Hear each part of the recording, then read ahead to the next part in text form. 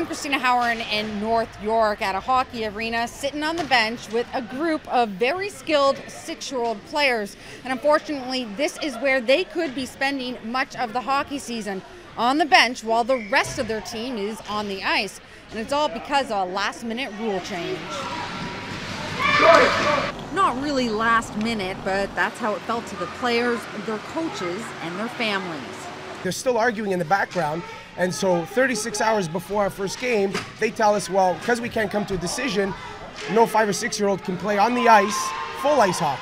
Last January, Hockey Canada announced that all 5 and 6-year-olds have to play cross-ice hockey beginning this year, essentially hockey on a half-size rink. The communication started back in March of this year, and there was continued communication all throughout the summer with further updates as teams came with questions and clarifications that they needed. Although the Ontario Hockey Federation and the GTHL backed the decision, some of its subsidiaries, like the North York Hockey League, tried to fight it. We get assurances from our clubs that everything's going to be fine and it's going to be resolved, but in the meantime, my 6-year-olds have to be punished and not play this game. The impact is huge for our team. Half of our team is 2010 players, the other half is 2011 players. The Duffield Devils are supposed to be a select team of 7-year-olds, but skilled younger players tried out last spring and made the team.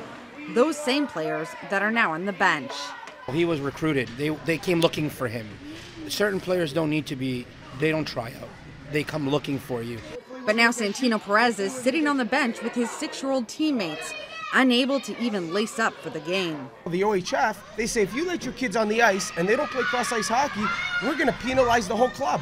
McKee says there's nothing stopping the 6-year-olds from playing.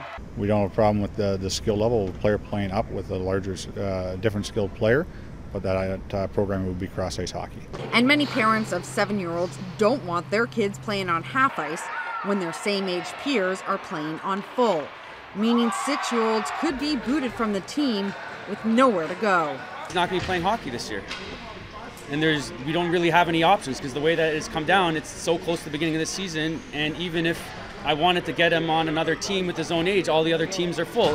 And many 7-year-old teams may not have enough players for a full roster. The impact for those 2010 players is they're going to have to be released and find another team. And it's very late in the season to be finding another team.